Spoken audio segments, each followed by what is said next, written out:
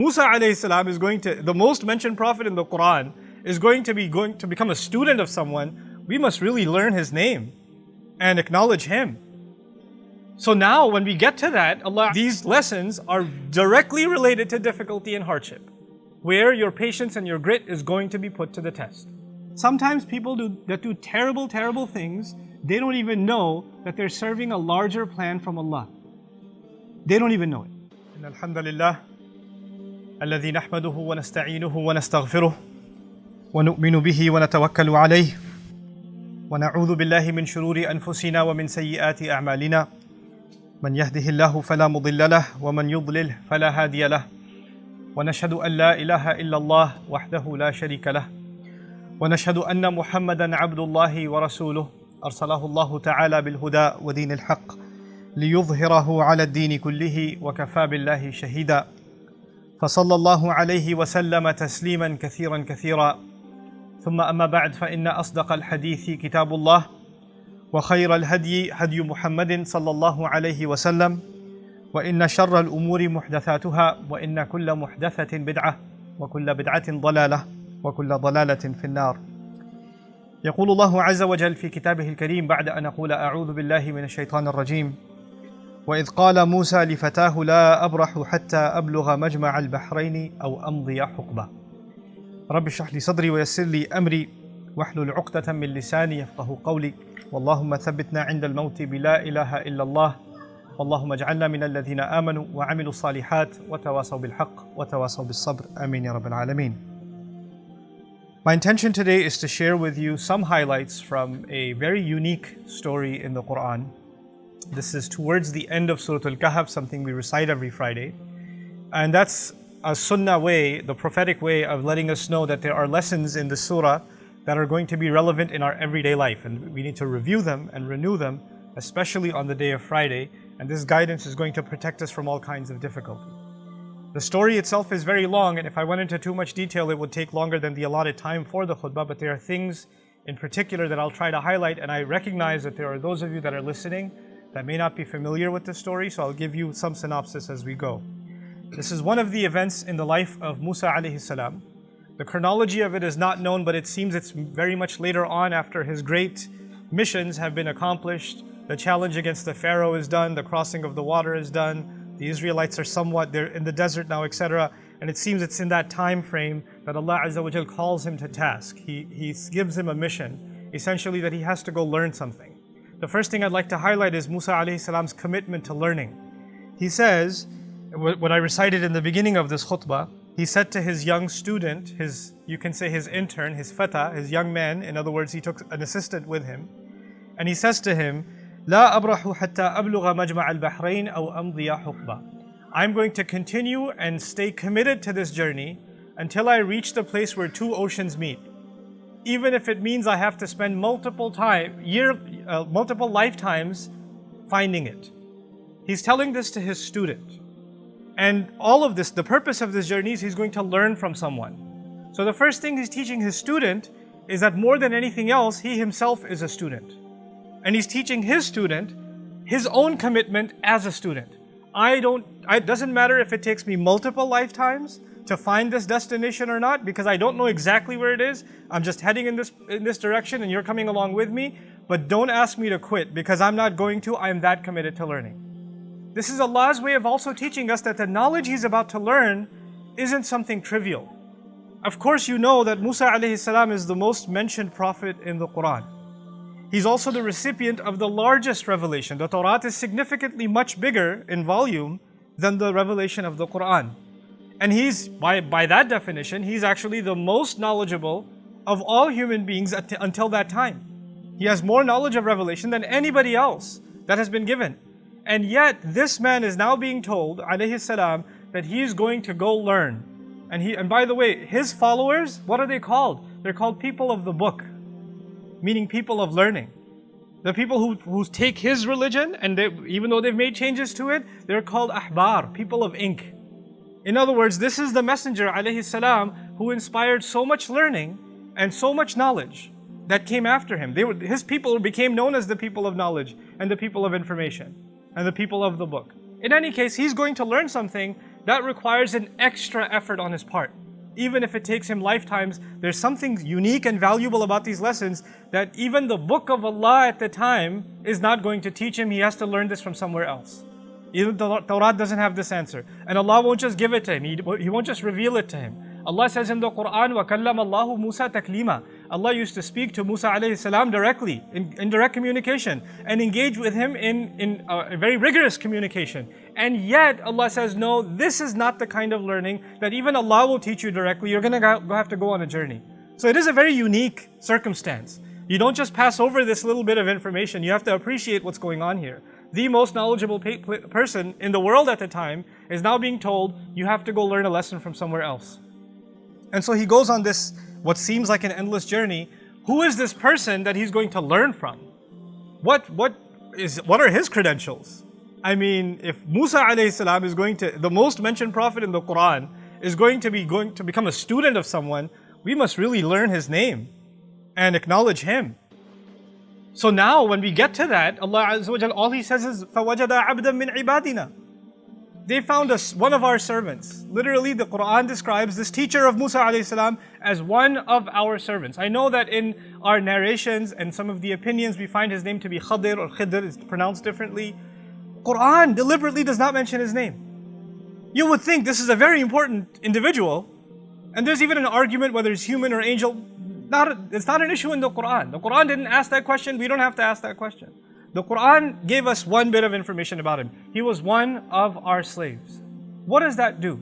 That actually teaches us something profound about those who reach the heights of knowledge. They are nothing more than a slave of Allah. Their titles, their credentials are insignificant before Allah. He's a mysterious figure that Musa alayhi salam just knows, this is the person I have to learn from. And it's really interesting also, Musa alayhi salam does not ask him his credentials and say, so I'm supposed to learn from you? I mean, where did you graduate from? What revelation do you get? Well, who are you supposed to be? Like, when you're learning from someone, you want to kind of size them up. There's nothing like it. Musa alayhi salam straight up goes to him and says, هَلْ أَتَّبِعُكَ عَلَىٰ أَن تُعَلِّمَنِي مِمَّا عُلِّمْتَ رُشْدًا. May I follow you? And he didn't say, هَلْ تُعَلِّمُنِي? Could you just teach me? I came all this way because apparently you know some things I don't know. So why don't you just tell me? I'm already tired. لَقَدْ لَقِينَا مِن سَفَرِنَا هَذَا نَصَبًا. Quran also describes Musa alayhi salam on this journey. We've been pretty exhausted. Mind you, this is the same Musa alayhi salam who's crossed the water, who's been in the desert, who's done quite a few pretty exhaustive things, who's been in Madi and almost dying of dehydration to find water. This is the same Musa that went on this journey and says, I'm pretty exhausted by now. And after this exhaustion, he doesn't just say, can we just sit down here and learn now? Because it's been a pretty tough journey for me.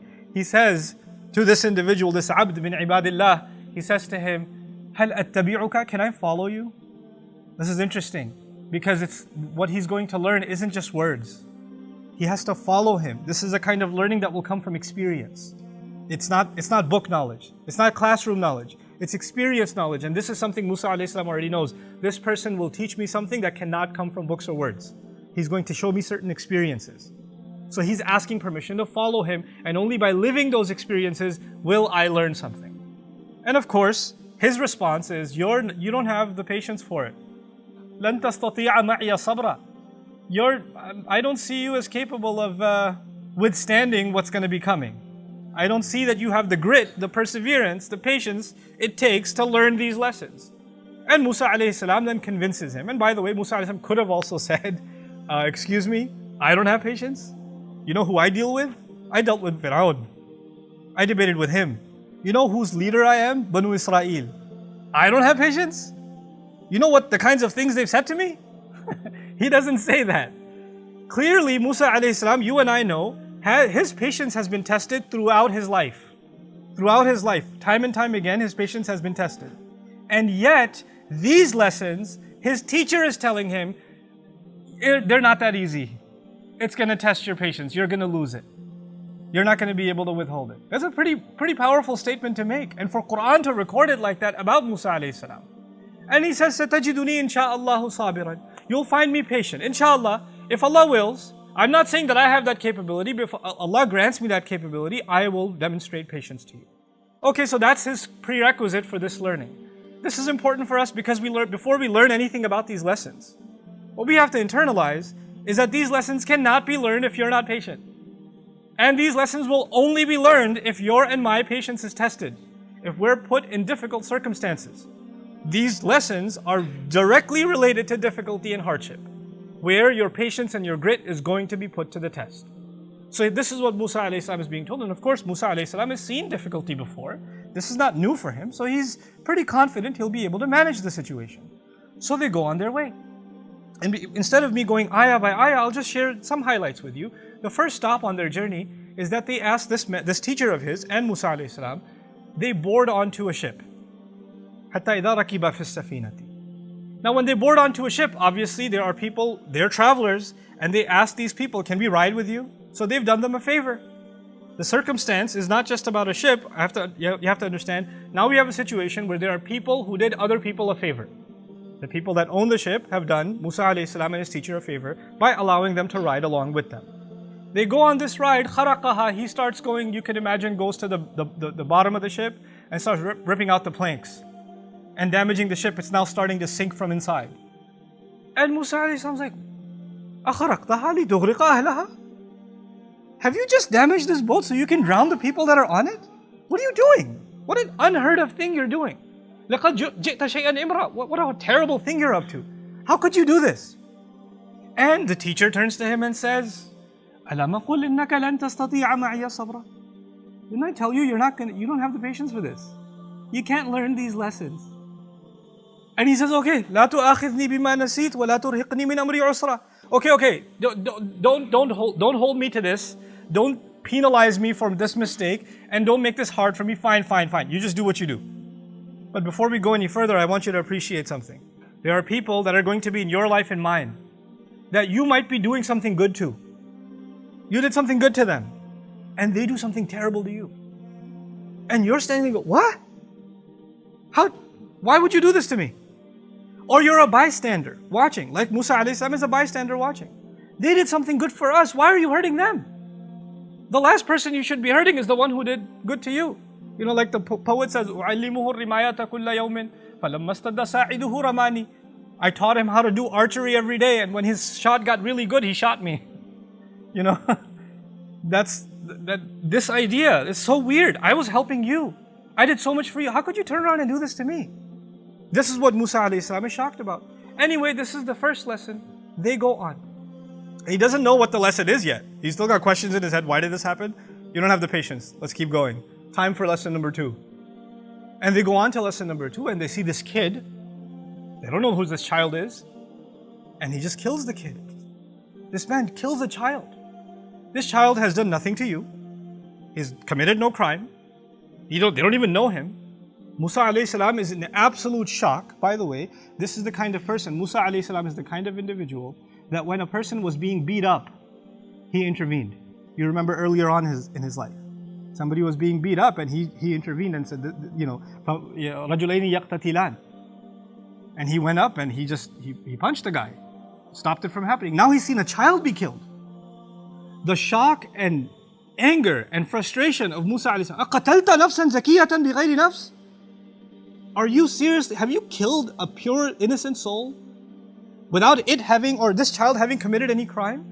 What kind of unheard evil have you just committed? لَقَدْ جِئْتَ شَيْئًا نُكْرًا. And the teacher turns to him again with this corpse of a child in front of him and says, أَلَمَ قُلْ لَكَ إِنَّكَ لَن تَسْتَطِيعَ مَعِيَ صَبْرًا. Didn't I say to you, you're not going to have the patience for this. You can't handle this.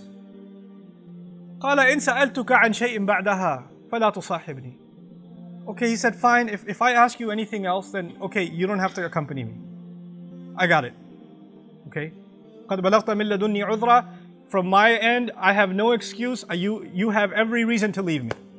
If I cross the line one more time, I've been disqualified. Now we've got 2 circumstances so far. One in which people did good to them, and apparently they did bad back. In the other, nobody did anything to you. You have nothing to do with this one. Why would you harm them? Why would you do something to them? And this is also something unfathomable for Musa alayhi salam. And then you get to the third circumstance. And فَوَجَدَ جِدَارًا يُرِيدُ أَن يَنْقَضَّ فَأَقَامَهُ. They went to some town, and فَأَبَوْا يُضَيِّفُهُمَا. They refused, the people refused to be hospitable to them in the least bit. Hey, do you know where the well is? Maybe we drink the water. Shut the door in their face, pushing them around. Nobody's offering them any help, you know. And they're clearly not welcome where they are. About yudayifuhuma is, you know, I don't know. As a kid, I watched a lot of Western flicks. A guy walks into a salon and somebody's chewing on a straw, just staring at him like there's about to be a gunfight or something. Like they're not welcome here. You know, what you doing here, stranger? You know, that kind of thing.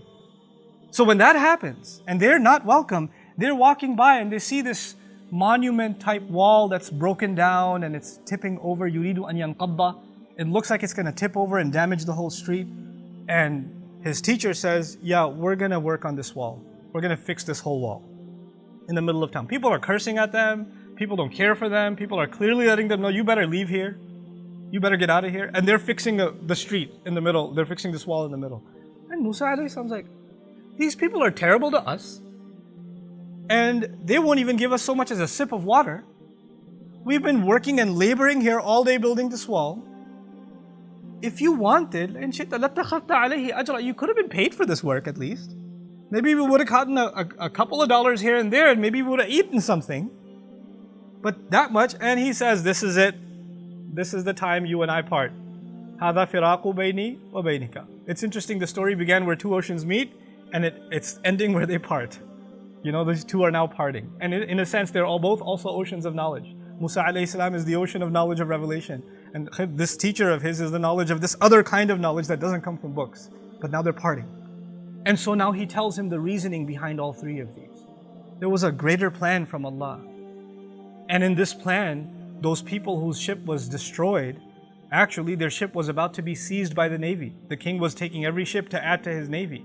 When they came by their ship, they saw the ship is damaged. They said, no good for the navy. They let it go. They're going to suffer damages. They're going to have to fix it up. But at least they still get to keep their livelihood. They can still earn a living.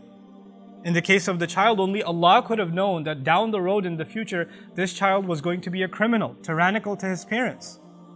And Allah gave that child an outlet to Jannah, and Allah allowed his parents also relief of great calamity that was coming their way. Nobody could have known that except Allah. In the case of this wall, Allah was looking out for two orphans in that town that was so mean to them, whose father left a great deal of money behind, and that money was buried under that wall. If that wall tipped over, people would have seen that treasure. They would have, the kind of people they are, we know what kind of people they are, those kids wouldn't have seen a penny of it. That would have been eaten up by somebody else. And Allah wanted that those kids grow up one day and are strong enough and to protect their assets, and then they dig up what is theirs. This was Allah's plan. But in all of this, none of this makes any logical sense. I mean, unless you know Allah's plan, you're not going to know the logic behind something terrible that happens.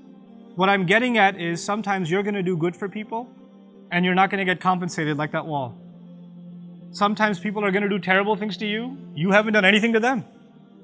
Sometimes you've done good for them and they only do horrible things to you or somebody else. You see these things around you. And when this happens, your patience is going to be tested. How can they get away with this? How can they do this to me? Why would they do this? I want to give you one more place in the Quran, which is also in a sense related to the people of Musa alayhi salam in Surah Al-Isra. Very interesting language. You know, the Israelites, when they were established and when they finally became an independent nation, eventually Allah Azza wa Jal actually in the history of the Jews, in the history of the Israelites, they were ransacked and invaded by foreign nations multiple times. And Allah mentions two major invasions in Surah Al-Isra. But the way He mentions it, understand that the Israelites, the Jewish community of the time, we consider them the Muslims of that time. You have to understand what that means. They were the Muslims of that time. That was the Ummah. And they lived in a town, and then non-Muslims came, non-believers came and invaded them. فَجَاسُوا خِلَالَ الدِّيَارِ. They broke into every home. You don't have to go further. When you describe soldiers breaking inside homes, then you know what happens next. That doesn't have to be spelled out. Everybody can know. Anybody who understands war knows. When militaries go into civilian towns, all unnamed kinds of atrocities take place. But that army that came in, you know what Allah called them? He says, بَعَثْنَا عَلَيْكُمْ عِبَادًا لَنَا أُولِي بَأْسٍ شَدِيدٍ. We appointed over you, meaning we sent to invade over you, servants of ours. The strangest phrase. Those people were disbelievers, enemies of Allah, pagans, attacking Muslims, And what did Allah call them? His servants. Sometimes people that do terrible, terrible things, they don't even know that they're serving a larger plan from Allah. They don't even know it. They don't even know that even in their rebellion against Allah, they are actually at Allah's service. They don't even know. The believers might not understand why this is happening to them. They don't see the future script.